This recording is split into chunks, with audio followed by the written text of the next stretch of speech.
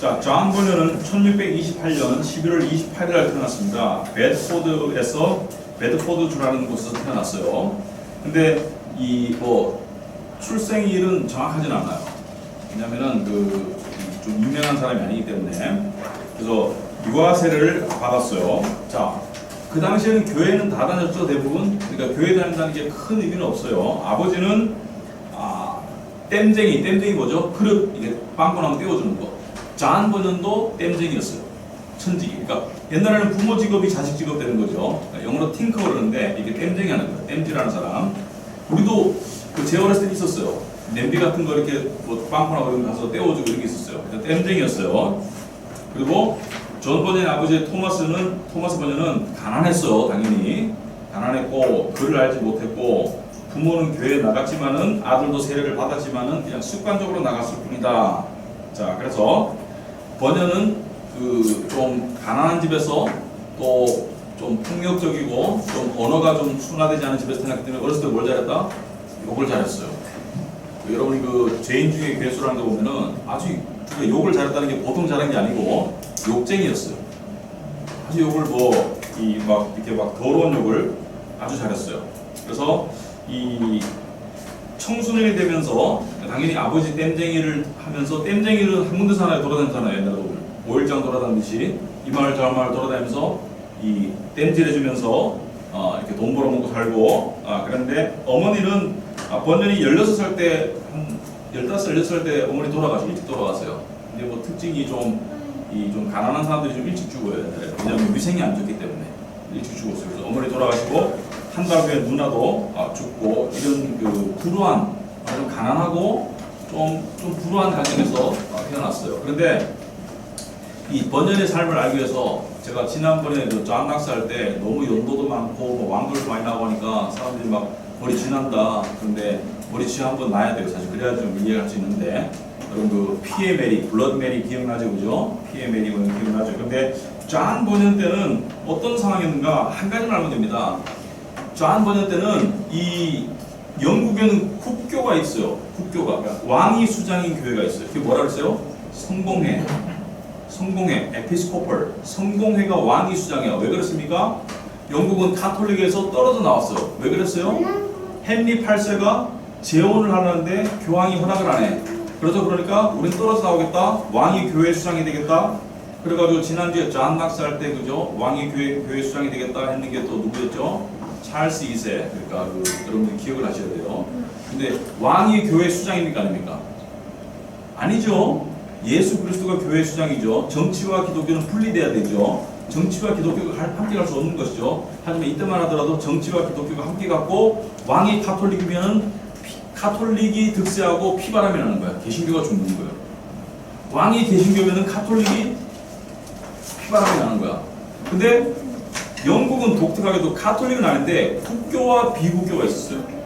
영국 같은 경우는 국교는 뭐예요? 왕이 교회의 수장이다. 성공회가 공식적인 교회고 그 나머지는 어떻게 돼요? 다 비국교도 이렇게 불렀어요. 그 중에 대표적인 뭐죠? 퓨리탄, 청교도, 그 다음에 장로교, 나중에 나와서 친례교 이렇게 되는 거죠. 그래서 미국에 처음에 건너갈 때는 친례교가 많이 건너가고 장로교도 일부 건너갔지만 나중에는 처음에 청교도가 많이 건너가고 장로교 건너가지고 나중에는 친례교가 대량으로 이주해가지고 미국은 친례교가 지금 훨씬 많아요. 우린 침례교인이 적죠. 미국은 침례교인이 수십 배 많아요.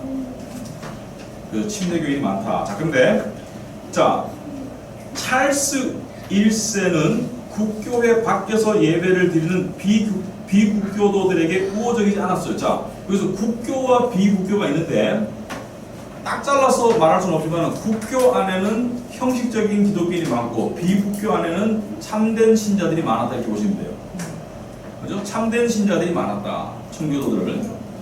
근데 국교는 다 비신자다 이렇게 볼 수는 없어요. 그렇지만은 형식적인 종교생활하는 사람들이 많았고 그 다음에 비국교는 생각해보세요. 왕이 수장이 아니고 예수 그리스도 수장이다 이렇게 믿는 사람들은 참된 신자들이 더 많았다. 그런데 왕은 비국교들을 싫어했고 의회는 비국교도들에게 우호적이었어요. 의회는 청교도들이 많았어. 정치와 그러니까 옛날에는 정치인들이 다 종교를 가지고 있었어요. 내가 가톨릭이냐, 성공회냐, 아니면은 뭐 청교도냐 이런 걸 다 가지고 있었기 때문에 의회는 비국교가 강했고 왕은 국교가 성공회가 강했어요. 자, 그런데 그래도 왕이 좀 이때 좀 힘을 더 썼어요. 그래서 1637년에 잔 버년이 한 10살 가까이 됐을 때 국교회의 공동 기도소를 더 카톨릭식으로 고친 수정판을 내었어요. 그런데 이 수정판을 내니까 스코틀랜드에서 반발하는 거죠. 스코틀랜드는 이때 뭐가 강해요? 장로교, 개신교가 강하죠. 반발하니까 영국과 스코틀랜드 전쟁에 돌입해요. 여러분 그 옛날에 이 중세에는 전쟁이 많은 이유가 뭐 때문이다? 종교 때문이다. 기독교인들 속에서도 가톨릭과 개신교가 막 싸우고, 그리고 중세의 가장 큰 십자군 전쟁은 기독교와 이슬람 간의 전쟁이고, 그러니까 종교를 떠나서는 중세 역사를 이해할 수 없어요. 근데 오늘날 종교가 많이 배제되었죠. 많이 배제되었지만은 아무튼 이때는 그랬다. 그래서 찰스 1세가 스코틀랜드가 반발하니까 스코틀랜드를 전쟁으로 몰아갔어요. 그래서 쳤는데 스코틀랜드가 이겼어요. 영국이 영국이 패해가지고 전쟁 자금을 달라고 의회에 요청했는데 의회가 그 요구를 들어주겠습니까? 안 들어줍니까? 왜 안 들어줄까요? 의회는 스코틀랜드와 입장이 비슷하겠죠. 그러니까 비국교 쪽이잖아요, 그죠? 이해를 하셔야 돼요, 그죠? 왕은 교회를 자기 밑에 두고 싶어 하지만 의회는 교회를 왕 밑에 두고 싶지 않고 스코틀랜드도 마찬가지 입장이고, 그러니까 당연히 안 주게 되죠. 그래서 1642년에 잉글랜드에서 내전이 일어납니다. 내전은 뭐예요? 의회와 왕과의 싸움이겠죠. 국교와 비국교와의 싸움이겠죠. 그래서 전쟁, 그러니까 각 나라에서 이런 일이 있었어요. 프랑스에서도 있었고, 스코틀랜드에서 있었고, 독일에서도 있었고, 여러 나라에서 정말 가톨릭과 개신교 또는 영국에서는 국교와 비국교 사이에 전쟁이 있어가지고 많은 사람들이 죽습니다. 상당히 많은 사람들이 죽어요. 자, 이럴 때 태어난 게 누구예요? 잔 버년입니다. 그러니까 사회가 어떻다? 굉장히 어수선하고 또 굉장히 좀 위험하고 그런 사회 속에서 태어났다. 그래서 뭐 가톨릭이냐 또는 국교냐 비국교냐 이래가지고 막 서로 죽이고 이럴 때 태어났다. 그래서 태어나가지고 28년에 태어났는데 49년에 옛날에 결혼을 일찍 했어요. 왜 결혼을 일찍 했을까? 일찍 죽었으니까, 그죠? 평균 수명이 뭐 40km밖에 안 되니까 일찍 죽으니까 결혼을 일찍 했죠. 그리고 또 무식할수록 결혼을 일찍 가지고 그죠, 옛날에는. 왜냐면 뭐 또 결혼을 뭐 늦게 할 이유가 없는 거죠. 뭐 오늘날처럼 무슨 뭐 직장 가는 것도 아니고 아버지가 땜쟁이고 자기 땜쟁이 하니까 비싼 사람들이 막 메리라는 여자랑 결혼합니다. 근데 이 부부가 결혼했는데 메리도 이 사회 경제적 지위를 맞추다 보니까 번연도 가난하고 메리도 가난해요. 그러니까 뭐예요? 숟가락도 없을 정도로 가난해. 정말 가난해. 우리말로 그러면 찢어지게 가난한 사람끼리 만나서 했는데 1년 뒤에 메리가 메리를 낳아요. 메리라는 이름이 뭐 왕도 메리고 뭐 메리라는 이름이 너무 많아.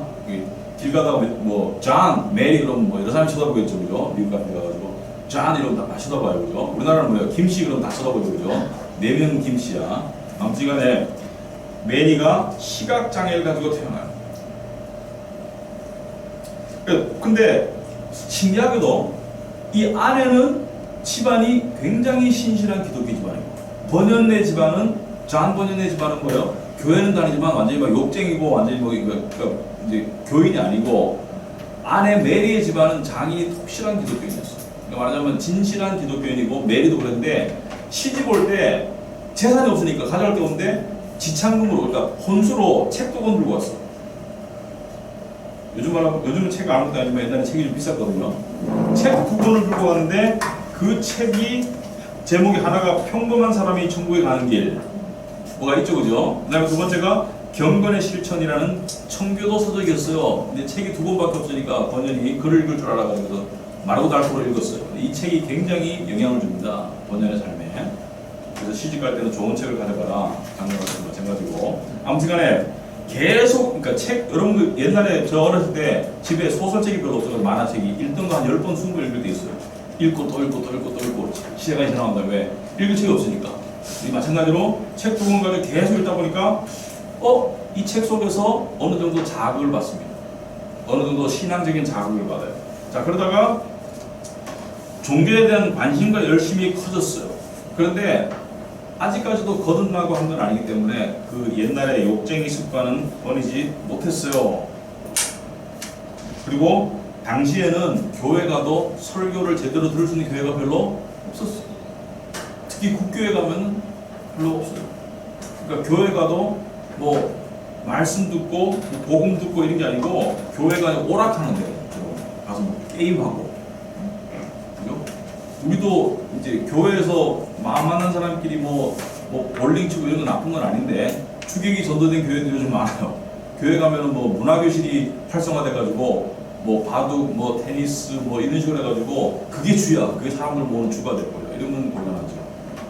아무튼간에 주객이 전도됐어요. 오락을 열고 그다음에 뭐 설교단에 말도 묶어놓고, 그러니까 뭐 이 뭐야 이거 빨리 끝나고 이제 말 타고 다른 데 가겠다는 거지, 놀러 가겠다는 거지. 아무튼간에 굉장히 그런 속에서 주일에 오락과 스포츠를 많이 즐기던 그런 시대였어요. 그러니까 주일이 그냥 노는 날이라 교회 예배는 형식적이고. 그런데 번연의 마음속에 이런 음성이 들렸습니다. 너는 죄를 버리고 천국에 가겠느냐 아니면 죄를 품고 지옥에 가겠느냐. 자, 회심하기 전에 사람들이 특징이 뭐냐면 죄에 대한 깨달음이 뭐예요? 죄인은 천국 못 간다. 나는 죄인이다. 그러므로 어찌할꼬. 죄인은 천국 못 간다. 나는 죄인이다. 그러므로 어찌할꼬. 그래서 그런 음성이 마음에 생각나서 하늘을 보니까 그리스도께서 내려다보시며 자신을 심판하는 것 같아. 무섭죠? 그래서 이 체험을 통해서 번연은 어찌할꼬. 이 철로역적의 내용이 자기 내용이 비슷합니다. 어찌할꼬. 어찌하여 구원을 받을꼬. 이런 생각을 하게 됩니다. 그래서 그 번연이 그럼에도 불구하고 집어를 개 못 준다. 계속 이제 욕을 많이 하면서 하는데 어느 날 이 페이지 보면 늙은 여자가, 동네 늙은 여자가 번연이 욕을 하니까 얼굴을 숟가락질 하면서 이렇게 말해요. 내가 들어본 놈 중에 가장 불경건한 놈이다. 네가. 이게 죄인 중에 계속 나오는 얘기예요. 번연 선생님.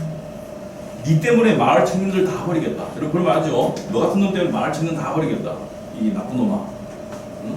어떻게 그런 욕을 할 수가 있냐. 그러니까 욕이 보통 욕이 아닌 것 같아요. 근데 이 사건 이후로 놀랍게도 욕을 끊어요. 욕을 끊고 더 경건에 신청합니다. 그래서 십계명을 지키려고 노력하고 막 이렇게 마치 회신전의 루터처럼 종교적 열심을 내요. 막 착하게 살려고 하고 선한 행동을 하려고 하고. 그래서 그렇게 하는 속에서 외적으로는 도덕적인 삶을 이루지만은 내적으로는 여전히 뭔가 아닌데, 이거 가지고는 부족한데 생각이 드는 거죠. 여러분들 이런 삶이 왜 필요할까요? 이런 삶을 통해서 뭘 깨닫습니까? 인간의 노력으로 구원을 얻을 수 없다는 것을 깨달아가는 과정인 것 같아요. 아닌데. 자, 그런데 1650년에 그러니까 결혼한 뒤 다음에 메리가 태어났을 그 해, 이 베드포드에 땜장이 일을 하러 갔을 때 우연히, 이것도 이야기 나온 거예요. 죄인 중에 계속 나오는 이야기예요. 이 우연히 어떤 여자들끼리 이야기하는 소리를 들어요. 마치 그 사도 바울이 어디 갔다가 여자들이 뭐 이야기하는 소리를 듣듯이 이 여자들끼리 이야기하는 소리를 듣게 되어서 보니까 하나님에 관한 이야기를 하고 있는 거예요. 근데 번연이 이때 좀 우쭐했거든요. 왜냐면은 성경도 이렇게 좀 말씀도 좀 공부하고 자기가 좀 십계명도 지키려고 하고 자기 땅은 그래도 기독교인 중에 좀 단수가 높아야 된다고 생각했어. 이제 좀 내가 좀 어느 정도 기독교인의 모습을 갖춰가는구나 이렇게 생각했는데 여자들이 이야기를 들었는데 이해를 못 하겠는 거예요. 근데 그 당시에도 여자를 좀 무시했을 시대거든요. 여자들이 이야기하는데 이 이야기는 뭐 종교 얘기를 하고 있는 거야. 기독교 얘기를. 근데 자기가 들어도 이해를 못 하겠는 거예요. 그래서 무슨 얘기인가 들어보니까 거듭남에 관한 이야기를 하고 있네요. 거듭남. 예수 믿고 거듭남. 자기는 그건 모르거든요. 그러니까 이제 율법을 통해서 율법 지키고 하나님 따라 살려고 하고 이런 상황인데 거듭남에 대해서 이야기를 하니까 보니까 자기랑 차원이 달라, 이야기가. 근데 이야기하면서 굉장히 생기가 있고 사람들이 막 소망이 있고 자기랑 달라. 자기는 막 지금 종교적 열심을 내고 있지만 무슨 뭐 생기가 있다든지 뭐 즐거움이 있다든지 이런 건 아니고 그냥 열심히 하고 있는데 이 사람들은 정말 차원이 다른, 말하자면은 하늘의 맛을 보는 것 같은 그런 이야기를 하고 있는 거예요. 그래서 이 여자들한테 묻습니다. 지금 하는 말이 뭐냐고. 당신들 하는 말이 뭐냐? 내가 지금 열심히 해보는데 난 모르겠다. 그러니까 여자들이, 그리고 이제 어려운 일 있으면 어떻게 해요? 말하기 힘들면 목사님한테 가보세요. 그렇죠? 우리 교회 목사님한테 가보세요. 저희 목사님한테 가보세요. 그러니까 목사님한테 가요. 존 기포드라는 목사님 소개해줍니다. 이 사람이 그 동네의 말하자면 침대교 계통의 목사님이었는데 복음을 알았어요. 존 기포드라는 사람에게 소개를 해줍니다. 존 기포드도 마찬가지로 매우 방탕한 삶을 살다가 청교도 서적을 읽고 회심하게 됩니다. 책이 중요해요. 성경책도 중요하지만 신앙책이 중요한데, 신앙책이 참 중요한데 뭐 이상한 신앙책 읽으면 안 되겠죠. 뭐 이상한 신앙책, 신비로운 신앙책, 뭐 감동적인 이런 거 읽지 마시고 좀 제대로 된 신앙책 읽어야 되겠죠. 자, 이 사람이 설교 능력이 아주 탁월해가지고 작은 회중교회 목사가 됐대요. 회중교회라는 것은 침례교를 말합니다. 침례교는 왜 회중교회예요? 제가 전에 얘기했죠. 침례교는 회중정치다, 민주주의 정치다. 그죠? 장로교는 대표 정치고, 감리교는 감독 정치다. 제가 설명해드렸죠. 자, 말이 웃기죠. 탁월한 설교 능력으로 작은 교회 목사가 됐다. 웃기죠, 그죠? 재밌어요. 자, 번연은 그러니까 이제 이때까지 다니던 교회를 그만두고 기포드의 교회를 나가는 거예요. 설교를 들으면서 감명을 받고 복음을 듣게 되고, 그 다음에 이 목사님이 교회가 작으니까 1대1로도 이제 만나주고 이렇게 하는 거예요. 그러면서 번연이 많이 배우고 깨닫게 되고, 그래서 사실은 결국 이제 이때쯤 이제 회심의 계기가 되는 것이죠. 진정으로 복음을 깨닫고 거듭나는 어떤 계기가 되는 것이죠. 그래서 어떤 사람이 얘기합니다. 이 철로역정에 나오는 전도자가 있거든요. 번연을 이제 주인공 크리스찬을 인도하는 이벤젤리스트, 전도자가 아마 이 기포드 목사님을 따서 한 게 아닌가 이렇게 사람들이 추측을 하죠. 자, 그래서 번연은 한시도 성경을 놓지 못하고 밤낮으로 성경을 묵상합니다. 이게 특징입니다. 거듭날 때 사람들이 굉장히 영적으로 갈급하고 성경을 보고 그랬어요. 저도 옛날에 그때가 대학교 3학년 2학기 복학하고 3학년 2학기 복학했는데, 다른 사람들 입사 준비, 취직 준비하는데 저는 도서관에서 로마서밖에 안 보는 거예요. 맨날 로마서 읽는 거예요. 왜냐면은 이런 게 너무 좋은 거야. 막 궁금증이 풀어지고 막 배가 부르고 막 이런 거예요. 그러니까 이 특징이에요. 그러니까 이 어린아이들이 태어나면 막 젖달라고 빽빽 울잖아요. 계속 먹듯이 번연이 계속 이 밤낮으로 묵상하다가 1652년에 약 2년 가까이 했던 어느 날 예배를 마치고 집으로 가던 길에 로마서 8장 39절이 떠오르면서, 사람마다 참 신기한 게요, 하나님이 역사하시는 방법이 달라요. 어떤 사람은 로마서 말씀으로, 어떤 사람은 요한복음 말씀으로, 어떤 사람은 히브리서 말씀으로 거듭나게 하더라. 거듭날 때 특징이 뭐냐면은 그 말씀을 깨달아요. 최초로 말씀의 한 구절을 깨달아요. 우리가 어거스틴 공부할 때 뭐였죠? 로마서에, 그죠? 밤에 정경으로 행하지 말고 빛에 예수 그리스도의 갑옷을 입자, 뭐 이런 거 있잖아요, 그죠? 여기 보면은 존 번연은 뭐예요? 로마서 8장 39절. 여담입니다만은 제 사촌 동생은, 2살 어린 사촌 동생은 장로님 아들이었는데, 뭐 대학생 때, 고등학생 때 학생회 회장이었는데 복음을 거듭나지는 않았어요. 자기 거듭나지 않았는지 몰라. 근데 어느 날 기도하다가, 제가 옆에서 바로 봤어요. 기도하다가 갑자기 기도 목소리가 달라지더라고요. 그전에 기도 목소리는 가시적이었어. 하나님 아버지 이렇게 기도하는 자는요. 그러다가 갑자기 영접하는 자, 그 이름을 믿는 자들이 하나님의 자녀들은 권세를 주셨으니, 이 말이 탁 나오면서 갑자기 기도가 바뀌더라고요. 근데 나중에 보니까 그때 거듭났어요.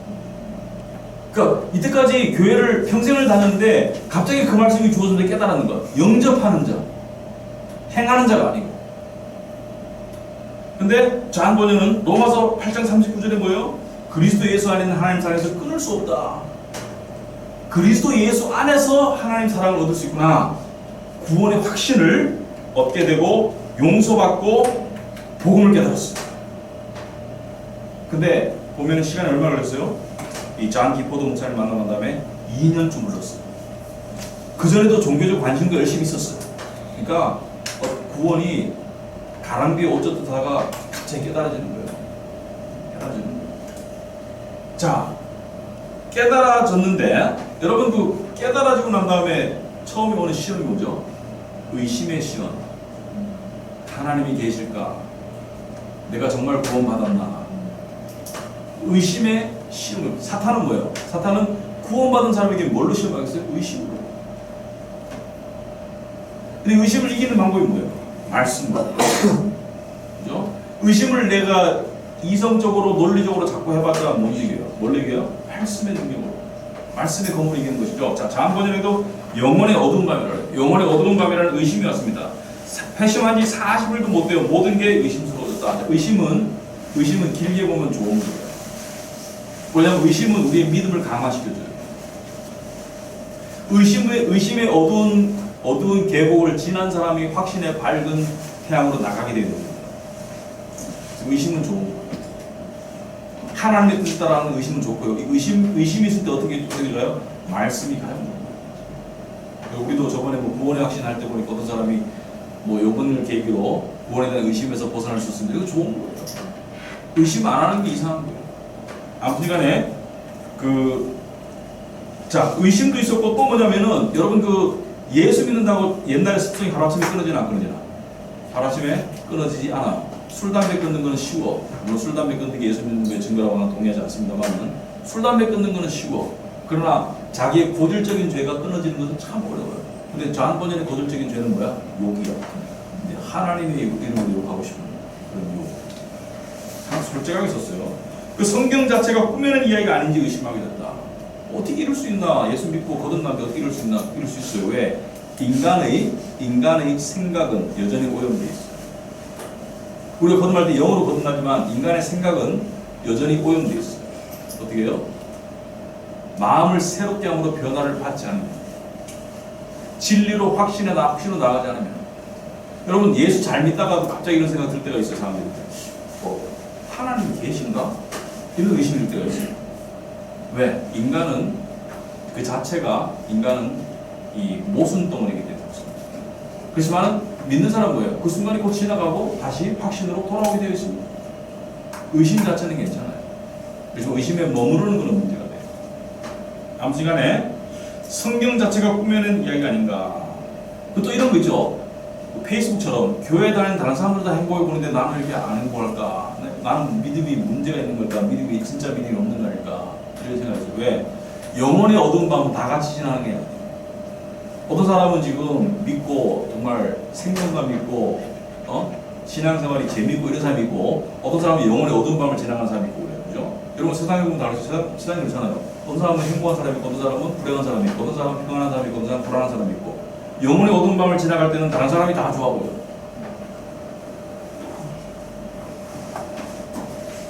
자, 그 다음에 어느 날 그분을 팔아라라는 말이 집요하게 머릿속에 들어. 그분을 팔아라, 예수를 팔아라, 하나님을 팔아라, 문제는 정확히 모르겠지만은, 여러분 어떤 분이 저번에 이야기하더라고요. 목사님 고민이 있어요. 그러니까 가끔 자기 마음속에 하나님을 욕하는 음성이 들을 때 어떻게 해야 되냐. 그게 제가 하는 거예요. 여러분 그럴 때 있습니까? 가끔 우리 육신은 그럴 수 있어요. 우리 육신은 죄성이 있기 때문에 그럴 수 있어요. 근데 육신의 음성 속에 사탄의 음성도 섞여 있어요. 그거 어떻게 해야 돼요? 사탄아 물러가라가 정답. 왜냐하면 내 육신 자체를 부인하는 게 믿음이에요. 육신은 하나님을 사랑하지 않아요. 거듭난 내가 하나님을 사랑하는 것이죠. 로마서 7장에 보면은 사도 바울이 말하잖아요. 육신의 나와 새로 거듭난 나와의 사이에 전쟁이 있다고. 육신의 나는 선을 원하지 않는다. 하지만 새로 거듭난 나는 선을 원한다. 오라 나는 어찌할꼬, 이 사회에서 어찌할꼬. 그 갈등이 우리에게도 있다. 자, 이러한 영적인 불안이 극심해서 자주 속이 메스꺼웠고 갈뼈가 쪼갤 것 같은 아플 때도 있다. 자, 영적인 고뇌와 심령의 고뇌가 육적인 증상으로 나타난다, 안 나타난다? 나타난다. 고민이 깊으면 몸이 아프다. 근데 이렇게 고민한다는 것은 진지한 신앙을 가졌다는 증거입니다. 자, 그는 영적인 어둠을 뭘 통해서 극복하라고? 중요합니다. 성경을 통해 극복하라고. 성경을 통해 극복해야 됩니다. 여러분 크리스찬도 죄를 짓나요, 안 짓나요? 죄를 짓죠. 죄를 지었을 때 가장 사탄이 공격하는 거예요. 네가 그러고도 크리스찬이야? 그때 뭐라 그래요? 그러므로 이제 그리스도 예수 안에 있는 자는 결코 정죄함이 없다. 누가 나를 하나님의 사랑 안에, 그리스도 예수 안에 있는 하나님의 사랑에서 끊어내요. 그죠? 이 세상이나 장래이나 사망이나 권세자나 누가 나를 하나님의 사랑에서 끊으리요? 못 끊는다는 것이죠. 말씀으로 다시 무장을 해야 된다. 그래서 히브리서 말씀을 통해서 큰 도움을 받았다. 무슨 말입니까? 히브리서 12장 24절에 보시면은 새 언약의 중보자이신 예수님의 피로 구원받았다는 말씀으로 확신을 얻었어요. 내가 아니라 예수 그리스도로 구원받았다. 그래서 영혼의 어둠을 지나갈 때는 자기를 바라보고 있는데, 그걸 벗어날 때는 예수를 바라보는 것입니다. 자기를 바라보고 제정신으로 신앙생활 하는 사람 아무도 없어요. 왜냐면 우리는 하루에 12번도 더 배워요. 예수 그리스도를 바라봐야 되죠. 나는 여러분 이런 예화인데 어떤 사람이 저쪽에 이 방향으로 저쪽에 뛰어가는데 빨리 가는 게 중요한 게 아니고 똑바로 뛰어가는 사람이 상주겠다. 똑바로 뛰어가는 사람. 그 두 사람이 열심히 뛰었어. 시간 안에 가가지고 목표지점에 도달했어. 그 뒤돌아보니까 한 사람은 삐뚤삐뚤해. 한 사람은 딱 빨아. 그런데 이 삐뚤삐뚤한 사람이 이해가 안 되는 거야. 나 이해 못하겠다. 나는 똑바로 뛰려고 그러는데 왜 삐뚤삐뚤 이해를 못하겠다. 당신 어떻게 뛰었는데? 정말 앞만 보고 뛰었다는 거야. 내 발만 보고 똑바로. 근데 나중에 보니까 삐뚤삐뚤해. 옆에 사람 보고 그러지. 당신은 어떻게 똑바로 뛰었냐? 나는 나를 안 바라보고 저 위에 있는 나무를 바라봐. 예수 그리스도를 바라봐. 나 자신을 바라보면 예수 그리스도를 바라봐. 자, 그래서 1655년에 지금 보면은 번년이요. 이 1650년에 목사님을 만나고 1652년에 2년쯤에 거듭나고 그 다음에 55년쯤에 교인들의 존 기퍼드가 죽습니다. 목사님이. 자, 회중교회는 특징이 뭔가요? 오늘날도 여러분 침례교는요. 우리나라는 좀 아직 아닌데 미국의 침례교는요. 잘 들어보세요. 미국의 침례교는 신학교 안 가도 교인들이 투표하면 목사가 될 수 있어요. 침례교는 회중정치고 물론 이제 침례교 목사님들 중에서도 신학한 사람이 많죠. 근데 제가 미국 가서 만난 분인데 17살 때 설교를 했는 거야. 교인들이 보니까 뭐 말씀 잘 전합하니까 설교 한번 해봐라. 설교했는데 교인들이 목사 됐었어요. 침례교는 그게 가능해. 어떤 사람은 글을 못 읽어. 근데 목사야. 어떻게 하냐면 와이프가 옆에서 읽어줘요. 성경책 옆에서 읽어줘 와이프가. 그럼 그거 가지고 자기가 설교하는 거야. 근데 우린 그래도 신학을 좀 해야 되지 않을까? 당연히 생각하는데 아무튼간에 침례교가 그렇다는 걸 아시고 자 회중교회라고 했지 아까? 회중교회? 그러니까 교인들이 권해다는 거예요. 보니까 열성이 남다르거든. 존 기포드 목사님 죽고 난 다음에 당신이 한번 설교해 보시오. 설교하니까 잘하겠어 안 하겠어요? 설교 잘했어요. 그죠? 심히 두렵고 떨림에도 불구하고 멀지 않아 수백 명의 사람들이 그의 설교를 들으러 모였어요. 설교 잘했어요. 원장이. 자, 이 웃긴 게 교육을 못 받았어. 직업이 땜쟁이야. 그래서 설교 잘해서.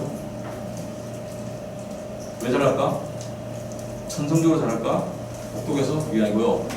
몇 년 동안 뭐만 팠어요? 성경을 판 거야. 성경을 팠으니까 설교를 잘하지. 성경을 안 받아서 설교를 하나. 신학교를 안 갔을 뿐이지 성령 신학교를 나왔어요. 설교를 판 거야.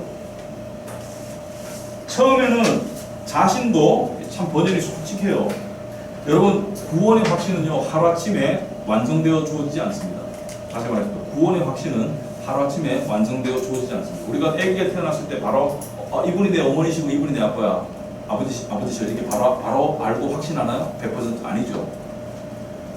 보고 울었다가 하여튼 뭐 확인하고 몇 달이 지나고 몇 년이 지나고 어느 정도 세월이 지난 다음에 이분이 내 아빠 내 엄마구나 안심하죠. 그죠? 마찬가지로 영적으로 거듭나도 존 버너는 처음에는 자신도 용서의 확신이 없는 상태이기 때문에 죄에 대한 하나님의 심판을 주로 설교했어요. 그런데 시간이 갈수록 예수님의 사랑을 확신하면서 점점 하나님의 은혜와 영광을 제시하는 설교로 변해갔어요. 마을을 순회하면서 땜쟁이를 하는 동시에 사람들에게 설교를 했어요. 뭐예요? 자비량 설교죠. 그죠? 자비량. 저도 일하러 갈까요? 자, 사도 바울이 일을 했습니다. 오늘날 우리나라 교단들이 대부분 이중 직업 금지법이 있어요. 목사가 직업을 가진 것을 금하는 교단이 많은데 성경적이지 않아 제가 봐서요.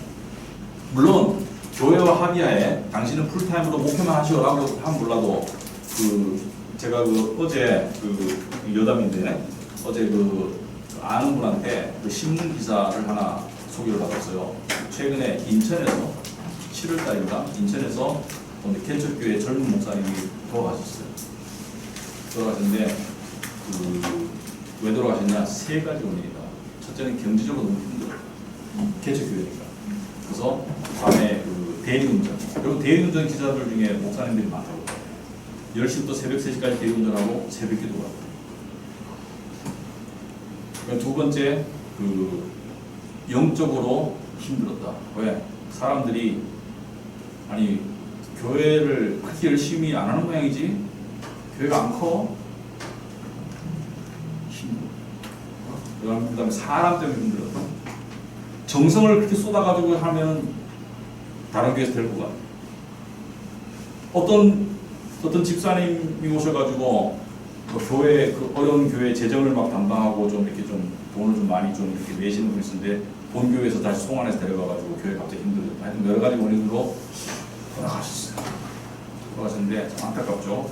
근데 돌아가시고 난 다음에 교단에서 목사님들이 모여서 회의하는 가운데 왜 이중 직업을 금지하는 법을 왜 해야 되냐? 이 사람 양심에 가치를 느끼면서 그 일했다. 운전하면서. 그래서 그런 부분이 있었다. 아무튼 간에 저는 그 부분은 성경적으로 생각해 봐야 되겠습니다. 장 번연도 땜쟁이를 하면서 자 그런데 번연의 아내가 딸 둘 아들 둘. 자 메리는 뭐예요? 메리는 장님이에요. 첫째 딸은 장님인데 딸 둘 아들 둘 낳고 결혼한 지 몇 년 만에? 결혼한 지 몇 년 됐어요? 몇 년도에 결혼했어요? 저는 연도를 굉장히 자신이 좋은데 11년 만에 와이프가 아니죠. 11년 아니죠. 1958년이니까 몇 년에? 9년 만에. 많이 더 나왔네. 9년 만에 4명 낳고 죽었어요. 그래서 1년 뒤에 엘리자베스와 재혼했어요. 자, 그 다음에 이때 자, 영국에서 지금 번연이 설교를 한참 하고 사람들에게 은혜를 끼치고 이런 상황인데 아까 영국에 제가 상황을 설명드렸죠. 국교회와 비국교회 사이에 전쟁에 설명드렸죠. 내전에 대해서. 자 그런데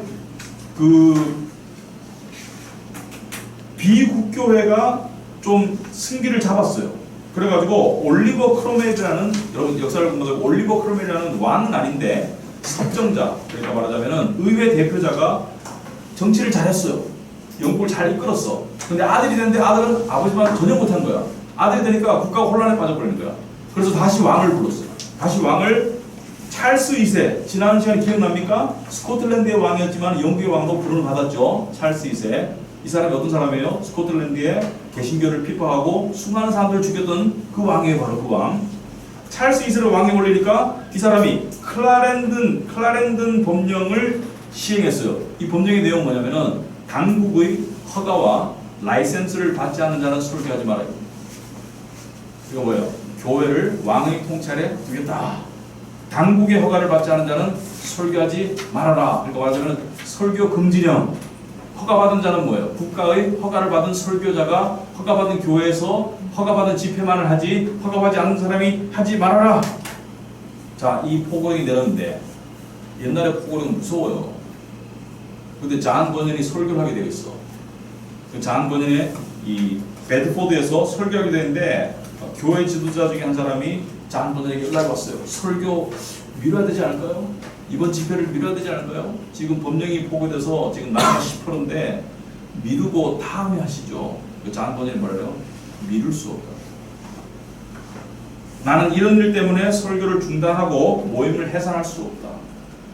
이보기에 두려워하지 말게 우리는 하나님의 말씀을 전하는 선한 일을 하고 있으니 부끄러워할 필요가 없네. 우리가 고난을 받으면 상을 받을 걸세. 내가 하는 일이 부끄러운 일이 아니다. 나는 설교를 멈출 수가 없다. 자, 번연은 예정대로 설교를 했어요. 그리고 설교 중에 체포를 당합니다. 법이 시퍼런데 또 사람이나 적나 수백 명이 모였는데 설교를 하니까 당연히 체포가 되었어요. 그래서 끌려가면서 이렇게 말합니다. 선을 행함으로 고난을 받는 것은 하나님의 은혜입니다. 핍박을 받는 것이 핍박하는 것보다 훨씬 낫습니다. 이렇게 말하고 재판장에게 끌려갑니다. 자, 재판장에 가서 재판장과 번연 사이에 이제 있었던 법정 기록이죠. 이런 기록은 잘 남아 있어요. 법정 기록에 재판장이 당신은 땜장이라는 천직을 왜 따르지 않는가? 종교적 의식을 집행하는 것은 당신이 종교적 의식을 집행하는 것은 불법이 당신 목사 아니잖아. 당신 라이선스 없잖아. 당신 국가의 인정을 받은 안수받은 목사가 아니잖아. 본인이 뭐라고요? 나는 나의 소명을 따라 말씀을 전하는 것이다. 나는 둘 다 땜쟁이도 하나님 주신 천지이고, 좋은 의식이죠. 땜쟁이도 하나님 주신 부르심이다. 그리고 말씀 전하는 것도 하나님 주신 부르심이다. 나는 두 가지를 다 하고 있다. 재판관이 말합니다. 당신이 설교를 중단하고 모임을 갖지 않겠다고 약속하면 풀어주겠다. 여러분 이때까지 패턴이 있죠? 철회하면 풀어주겠다. 항상 재판장이 기회를 주죠. 철회하면 풀어주겠다. 번외는 뭐랍니까? 나는 하나님의 말씀을 전하는 일을 멈추지 않을 것이다. 이것은 전혀 부끄럽고 책망받을 일이 아니다. 이 일을 왜 내가 그만둬야지? 부끄러운 일도 아니고 책망받을 일도 아닌데. 재판관이 존 버전의 아픈 곳을 건들죠.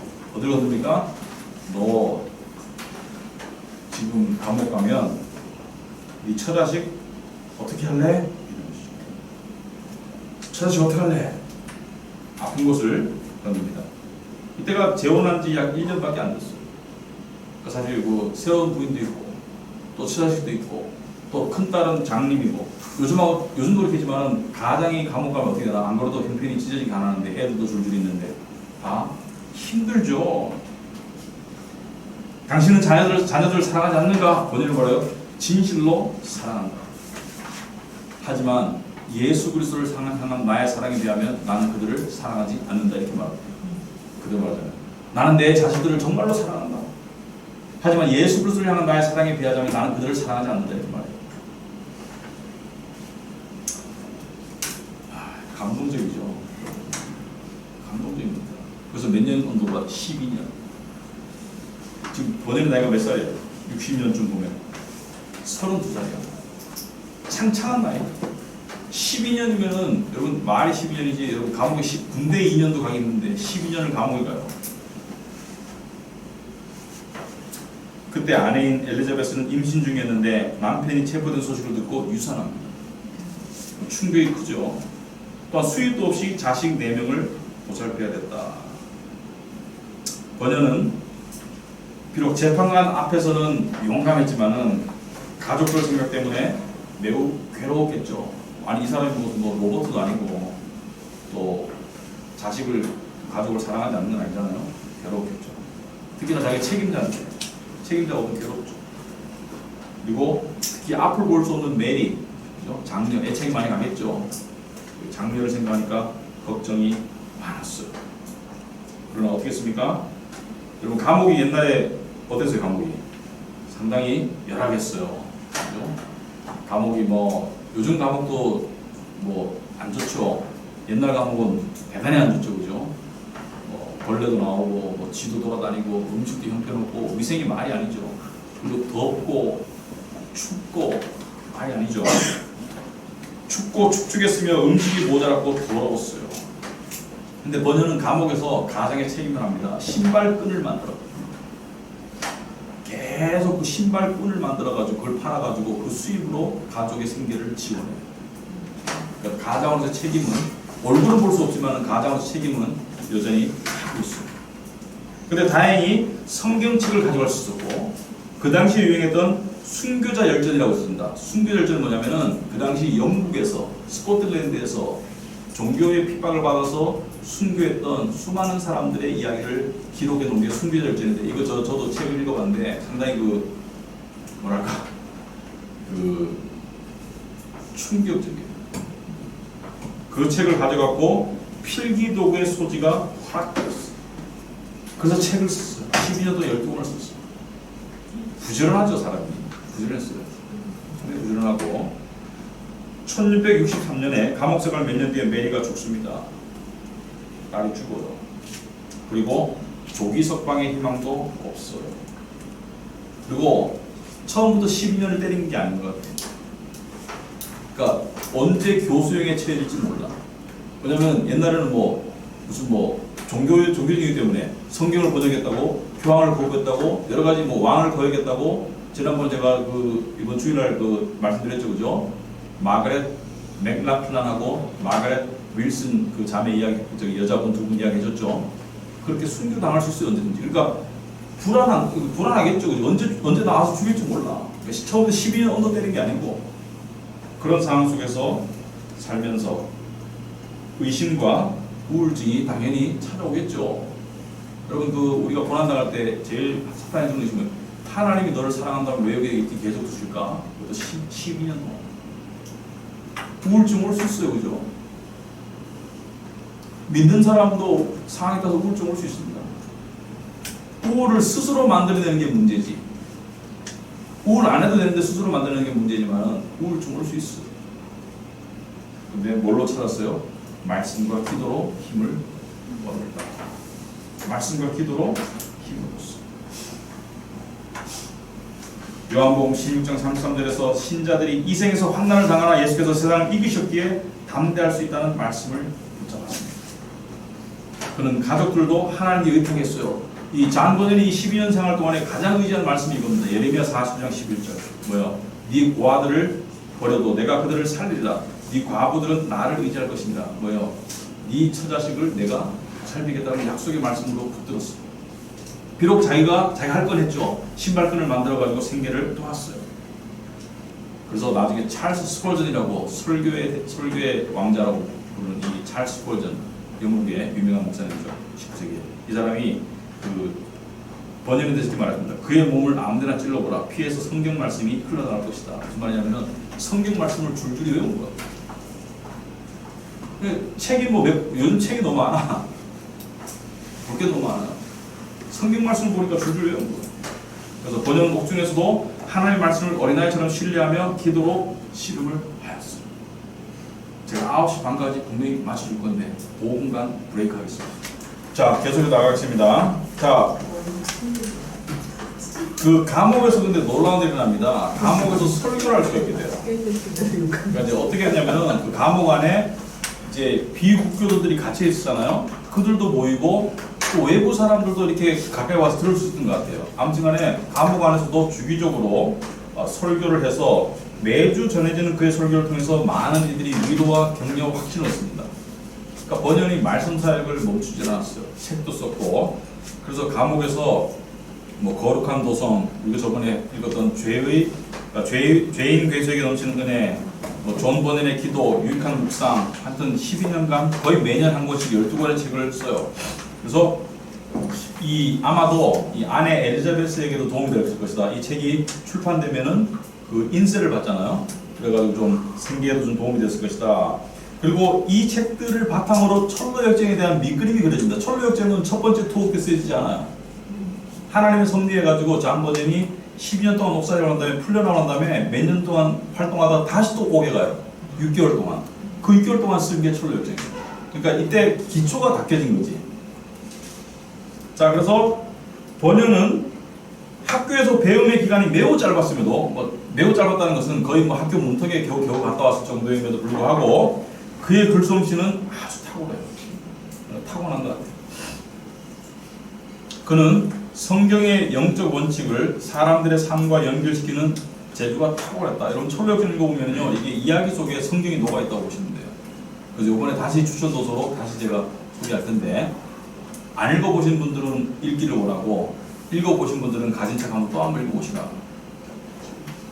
그래서 1672년에 어떤 일이 있냐면은 찰스 2세가 신앙 자유령을 공포합니다. 이게 자기가 하고 싶어서 했겠어요?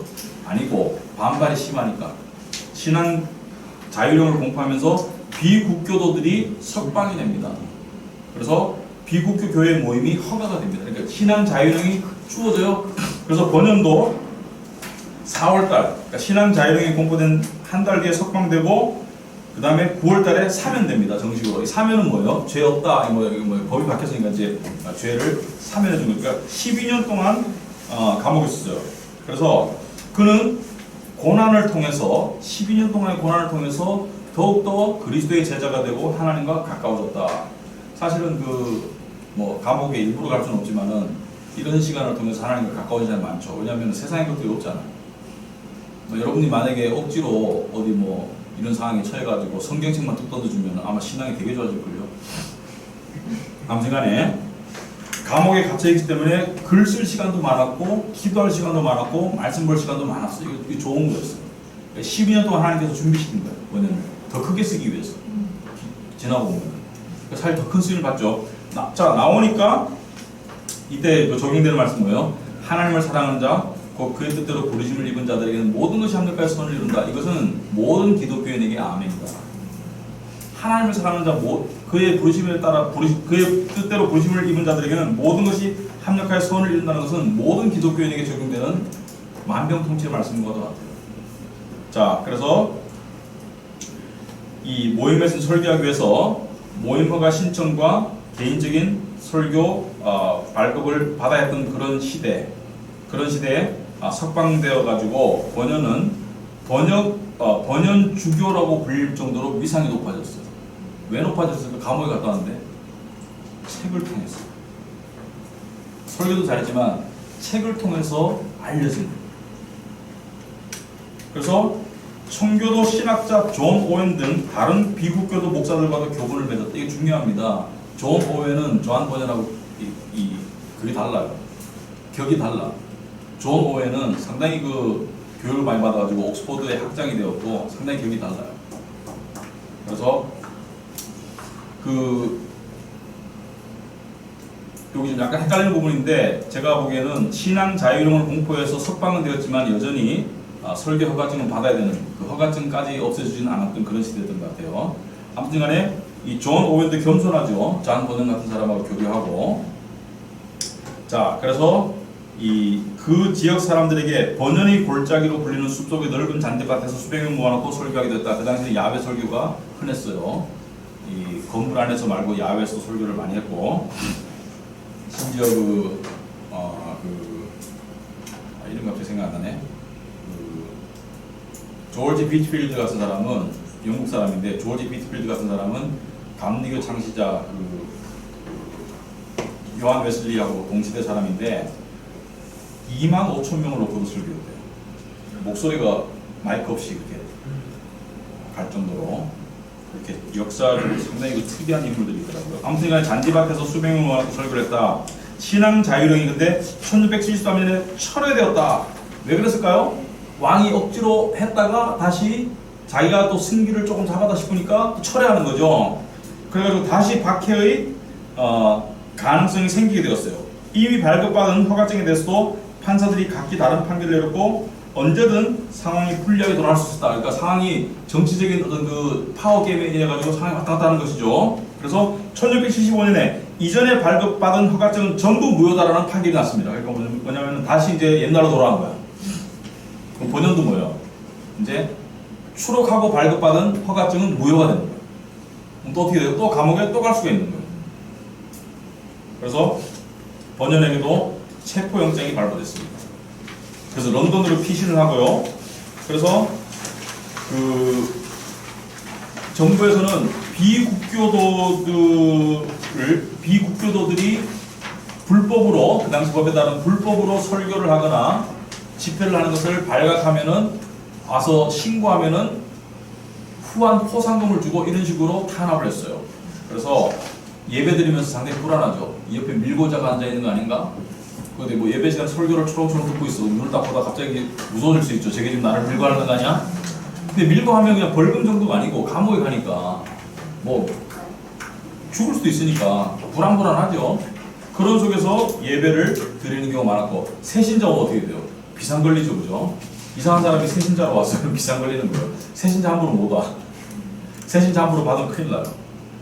그래서 1676년 12월에 번연은 베드포드 고향으로 돌아왔고, 번연은 너무 유명하니까 이미 거기서 기다리고 있었겠죠. 오면은 체포조가 있었겠죠. 체포당해요. 그래서 투옥이 됩니다. 그래서 두 번째 투옥을 당하는데 상황이 암울해. 이제 12년 옥살이 하다가 한 4년 활동하다가 다시 감옥에 갔는데 이번에 어떻게 될까? 근데 육견이 못 되어서 석방이 됩니다. 왜 그러냐 보니까 유명해지다 보니까 존 오웬이라든지 이 지인들이, 영향력 있는 지인들이 좀 힘을 행사해가지고 존 번연의 석방을 주선해요. 그 존 번연이 석방하게 되는데 그때 존 오웬이 유명한 말을 했어요. 존 오웬은 모두가 존경하는 학자야. 굉장히 학식있는 학자인데 뭐라고 말했습니까? 내가 만약 땜쟁이 존 번연처럼 설교를 할 수만 있다면 내가 배운 지식과 학문을 다 버릴 수 있다. 내 학위증 다 던지마. 옥스퍼드 대학 학장인데 내 학위증 지식 다 던지마. 그만큼 존 번연을 이렇게 인정해 주는 것이죠. 겸손하죠. 자, 2차 투옥 중에 번연은 철로역정 책을 집필을 마무리했어요. 그러니까 6개월 동안 시작부터 끝까지 쓴 건 아닌 것 같고 그 전에 초안을 조금 잡아놓은 것을 마무리했어요. 그래가지고 1678년에 출판했습니다. 이 사람이 1676년에 투옥돼가지고 6개월 있었으니까 12월에 투옥돼가지고 1677년 6월쯤에 나왔으니까 책은 그 이듬해에 출판이 되었어요. 왜 그렇습니까? 이 책을 쓰고 나면 탈고를 하죠. 이게 뭐 고치고 그 다음에 출판사 정하고 했는데 이 철로역정 중에 뭐 여러 가지 부분이 있겠지만은 철로역정 시작이 어떻게 되죠? 시작이 어떻게 됩니까? 짐을 진 사람, 손에 책을 든 사람, 그죠? 손에 책은 성경책, 짐은 뭐예요? 죄의 짐. 이 무거운 짐을 어떻게 내려놓을 수 있을까? 그래서 죄와 복음이 함께 시작된다. 그리고 제가 우리 교회 지금 우리 교회 참 특이한 게요. 여러 가지 특이한 점이 있지만은 예수 안 믿는다고 스스로 공부하면서 오시는 분들이 있어요, 지금.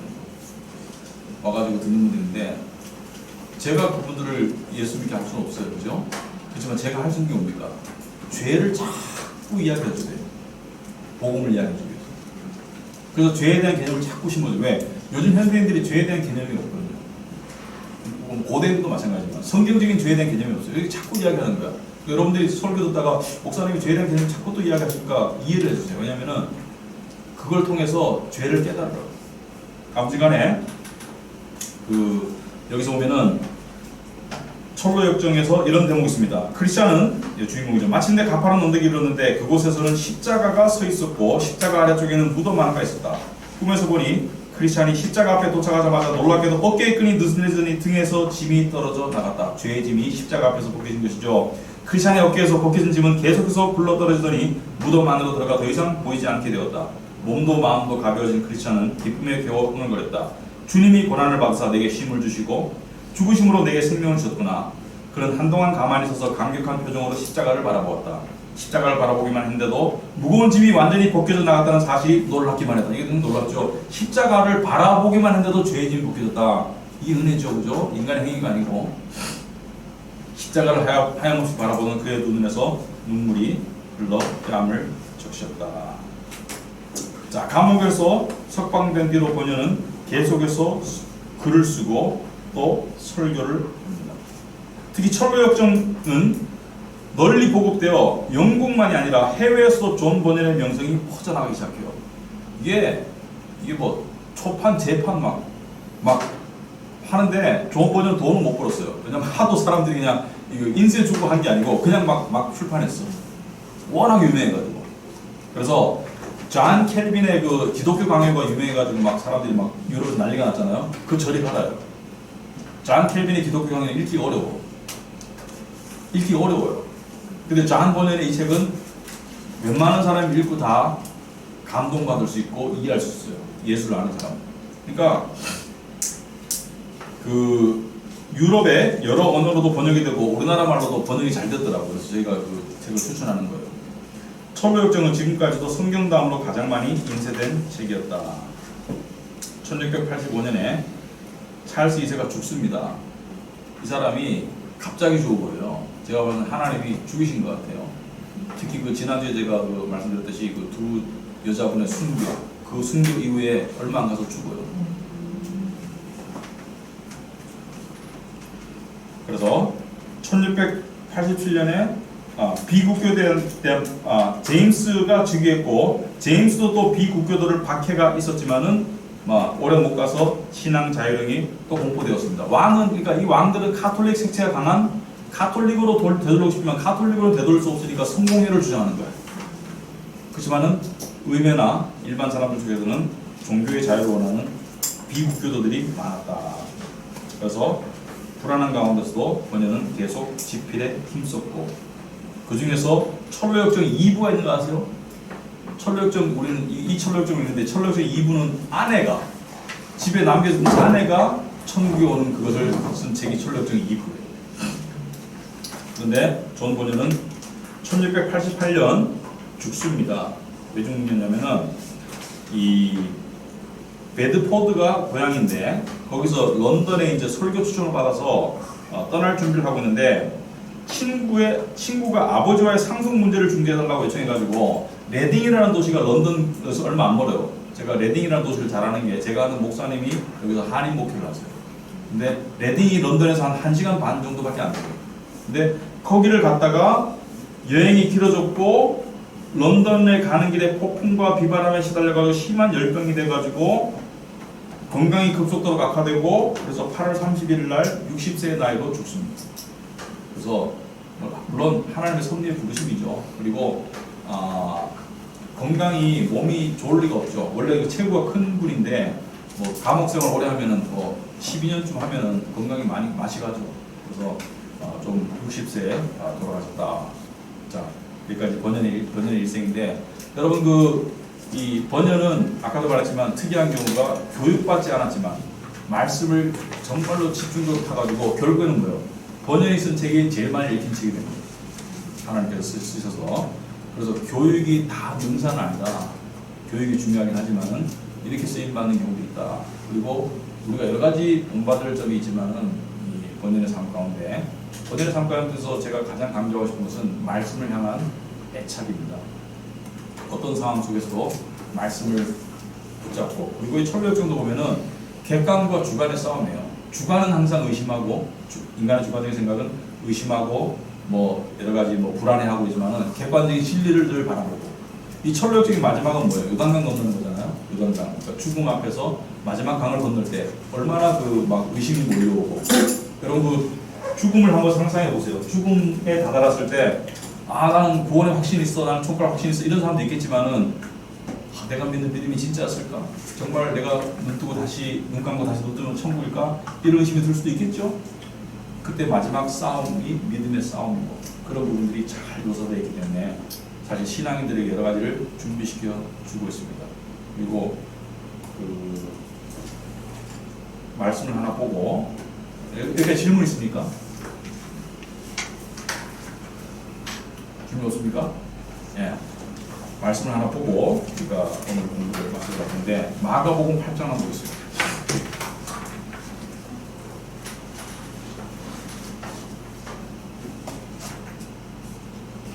마가복음 8장 36절부터 37절까지 보겠습니다. 찾으셨으면 마가복음 8장 36절, 37절 여러분 다 잘 아시는 말씀이죠. 다 같이 한 목소리로 읽고 있습니다. 사람이 만일 온 천하를 얻고 자기 목숨을 믿으면 무엇이 이기리까? 사람이 무엇을 주고 자기 목숨과 바꾸겠느냐? 여러분 철로역정에 보면은 철로역정의 여정 가운데 제가 한국말로 뭐라고 되는지 모르겠지만 베너티 마켓 비슷한 종이 있어요. 시장인데 여러 가지를 팔아요. 세상의 허무한 것들. 근데 우리가 세상의 것들이 필요하죠. 뭐 돈도 필요하고 뭐 직업도 필요하고 필요한 것들이 많죠. 하지만 오늘 주님이 주신 말씀 뭐예요? 사람이 무엇을 주고 자기 목숨을 바꾸는 천하보다 더 귀한 것이 목숨이다. 여기서 말하는 목숨은 이 목숨을 말하는 게 아니죠. 영원한 목숨을 말하는 거죠. 영원한 생명. 여러분이 예수를 믿었으면 영원한 생명을 얻었죠. 그럼 뭐예요? 객관적으로 생각은 뭐예요? 가장 중요한 것은 갖고 있어요. 그걸 아는 사람이 세상을 당당하게 살아요. 난 가장 중요한 걸 가지고 있어. 근데 빼앗길 수가 없어. 왜? 하나님이 주셨고 하나님이 지키시고. 그래서 세상 상황 속에서 우리는 뭐 예수 믿는다고 무슨 감옥 가고 또 뭐 순교하고 그럴 일이 없는 시대를 현재를 살고 있어요. 앞으로 어떻게 될지 몰라요. 세상 어떻게 바뀔지 몰라요. 그런 시대를 살고 있어요. 하지만 우리는 동일한 믿음을 가지고 있습니다. 그 동일한 믿음으로 누구와 싸우고 있어요? 세상과 싸우고 있어요. 그럴 때 잔 번연이 감옥에서 무엇이 그를 지탱했습니까? 무엇이 그를 지탱했습니까? 저는 구원의 확신이라고 생각합니다. 구원의 확신이 그를 지탱합니다. 여러분과 저의 삶을 무엇이 지탱해야 할까? 구원의 확신입니다. 구원의 확신에 대한 기쁨과 감격은 그것은 일회성도 아니고 그것은 깊이가 일정하지도 않아요. 그것은 무한 반복될 수 있고 그 깊이가 끝이 없을 겁니다. 그래서 나는 예수 믿은 지 한 10년 돼가지고 구원의 확신에 대한 감격이 없어. 이건 내 문제예요. 예수 믿은 지 10년쯤 되면 이런 생각이 들어요. 내가 이런 인간임에도 불구하고 여전히 구원을 지키고 있는 거야. 여전히 구원을 가지고 있구나. 왜냐하면 하나님이 주셨고 하나님이 생각해보세요. 구원의 확신은 하나님 당신이에요. 구원의 확신은 성령으로 내 안에 오신 하나님입니다. 그러니까 하나님이 내 안에서 안 떠나죠. 그죠? 어떤 상황이 와도 하나님이 내 안에서 안 떠나죠. 이게 구원의 확신입니다. 그걸 가졌다면 우리의 삶이 어떻게 될까요? 세상에게 질 수 없다. 세상에 질 수 없다. 그래서 그런 믿음으로 살아가는 여러분 되기 바랍니다. 아시겠죠? 네. 오늘 우리 자한번인의 삶을 생각하시면서 우리 각자가 기도하는 시간을 가지겠습니다. 한 2, 3분 정도 기도하시고 제가 마친 기도를 하셔서 저는 오늘 본 것 중에서 이 종 번연이 이렇게 훌륭한 그 설교자가 되고 할 수 있었던 게 스타크 목사님과의 만남이지 않나 생각이 들어요. 근데 그 중에서도 그분의 설교를 통해서 감동을 받았고 그 이후로 여기 보니까 목사와 1대1로 많은 시간을 보내면 큰 영향을 받았다라고 이 목사님과 1대1로 어떻게 많은 시간을 보냈을까가 어떤 식으로 영향을 받았을까가 이게 어떻게 보면은 되게 중요한 일인 것 같아요. 저희가 앞으로 이 교회 생활을 하면 있어도 이런 식의 관계가 늘어나면 좋은 영향들을 더 깊게 가질 수 있지 않을까. 제가 올 때는 관계인 것 같아요. 뿐만 아니라. 그렇죠. 그 장본연의 삶 속에서 하나님의 섭리에서 그 목사님을 들어서신 것도 분명한 것 같아요. 그리고 성경을 보는 올바른 눈을 띈 것 같아요. 사실은 그 교회 안에서 이렇게 1대1로 만나고, 근데 보통 보면 상담 때문에 많이 만나요. 제가 교육 때문에 1대1로 만나는 경우는 거의 없는 것 같아요. 근데 여러분이 진짜 목사님 1대1로 공부를 하고 있습니다. 그렇게 말씀하시면 제가 뭐라고 말하진 않을 것 같아요. 근데 1대1이 다 되는 게 아니니까 제가 1대 다로 지금 하고 있는데, 그 이런 경우가 있는 것 같아요. 특별히 아마도 하나님의 섭리에서 기포드 목사님은 자기 사후에 아마도 하나님이 이 사람을 들었지 않을까라는 생각이 있었던 것 같아요. 그래서 특별히 또 본인이 원했을 거고, 본인이 그런 잘 그렇거든요. 이 목사가 있는데 어떤 청년이, 좀 젊은 사람이 저 말씀이 너무 갈급해요. 저하고 시간 보냈어요. 그 마다할 제대로 복음을 아는 사람이 마다할 사람 없을 것 같습니다. 저라도 마다하지 않을 것 같아요. 근데 이제 제가 자네 학원 1대1로 공부해보겠는데 이렇게 말하면 곤란한데, 그런 관심 있는 사람, 목사님 이 부분을 저랑 좀 1대1로 좀 가르쳐주세요 하면 제가 마다하지 않을 것 같아요. 마치 상담 시간을 제가 늘 우선순위를 잡듯이. 근데 아마도 그런 성분이 있었던 것 같다. 왜냐하면 모두하고 1대1은 안 되잖아요. 기포드 목사님도. 근데 아마도 그런 하나님의 뜻이 있는 것 같다. 우리 장로님 기도하시고 기도하겠습니다.